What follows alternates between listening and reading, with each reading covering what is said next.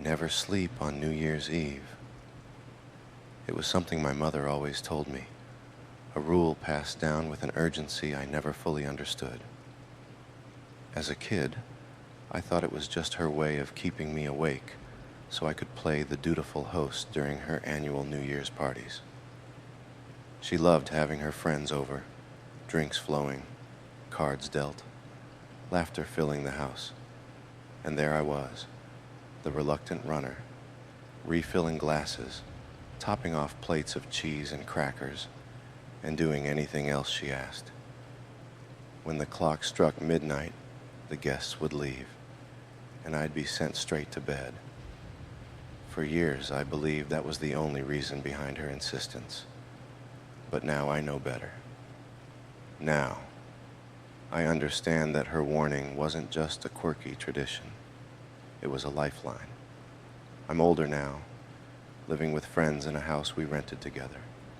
I work a draining job with awful hours, covering shifts for everyone who quits or simply doesn't show up. The overtime was relentless, but I was too naive to say no. It wore me down, slowly but surely, until I felt like a shadow of myself. So when New Year's Eve rolled around, and I finally got off work early, I thought I'd reward myself. My friends and I cracked open some beers and settled in front of the TV, watching the Times Square countdown.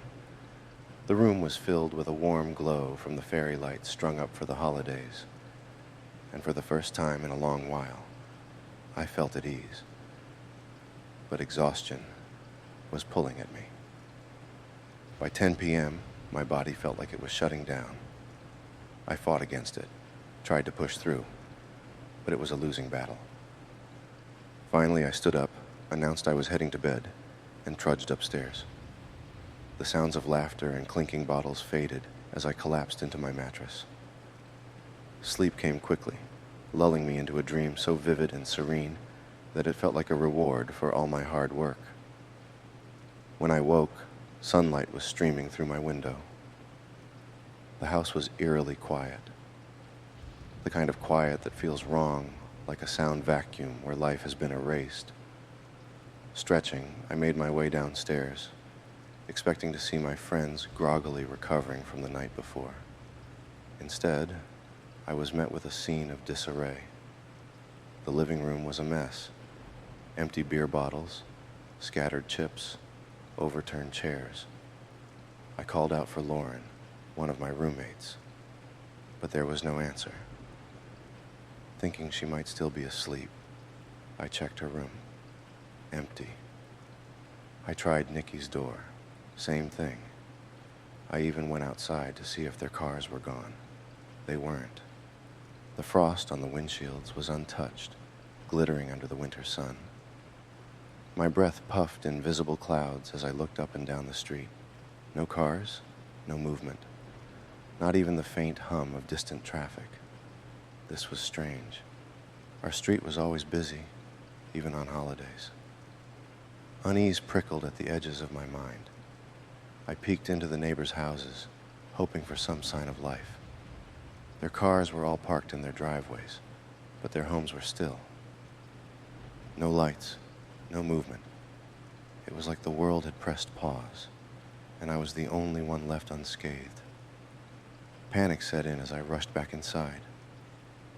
I turned on my radio, a Christmas gift I hadn't yet unboxed, hoping for a morning talk show, or even static to break the silence. Nothing. Just dead air. Desperation clawed at me as I grabbed my keys and jumped into my car, determined to find someone. Anyone. I drove for miles, passing through neighborhoods, strip malls, highways. Everywhere I went, it was the same. Empty. Restaurants, grocery stores, even downtown streets that should have been bustling were barren. Not a soul in sight. The world was a hollow shell. Finally, I checked my phone. No calls would go through, no text would send. But one thing caught my eye. The date. January 1st, 2021.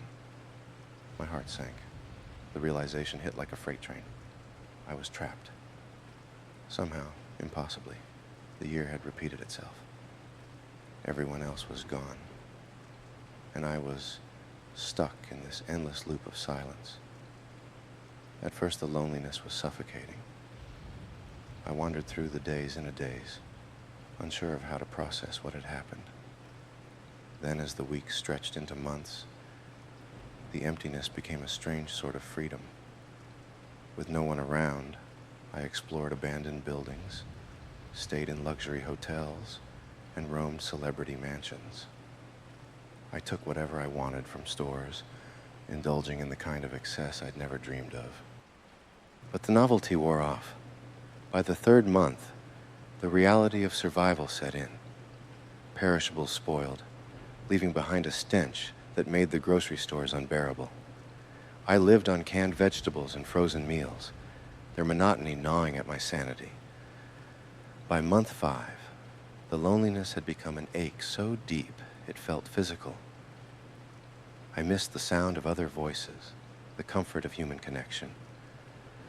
I began talking to a stuffed dog I found in a toy store. I named him Brian. Together, we hatched a plan to travel to all 50 states and document every iconic site. For months, I drove across the country, snapping photos with Brian as my only companion. But when I finished, the emptiness returned. I had done everything there was to do. By month 11, despair consumed me. I thought about ending it all, hoping that death might release me from this endless purgatory. But then, a thought sparked. If there was a way in, there had to be a way out. I clung to that hope, convincing myself that if I made it to the next New Year's Eve, I might break the cycle. That's when I saw them. It started as a shadow on the horizon, something too large to be human. As it approached, I saw its form, a towering figure over 9 feet tall, its movements jerky and unnatural. Its voice was a distorted echo of English, garbled and alien. There wasn't just one. More appeared, their silhouettes blotting out the landscape. They were searching for something, for someone, for me. Instinct took over, and I ran. I didn't stop to think, didn't look back. My lungs burned as I sprinted through empty streets and abandoned highways, the creatures' voices echoing behind me. They were relentless, always just out of sight, but never far enough away. Now is December 21st, 2021. I've been on the run for weeks, hiding wherever I can, moving from place to place in a desperate bid to stay ahead of them. They're getting closer. I can feel their presence, their unnatural eyes tracking my every move. I don't know if I'll make it to the end of the year, but I have to try. If you're reading this, heed my mother's warning, the one I foolishly ignored. Never sleep on New Year's Eve.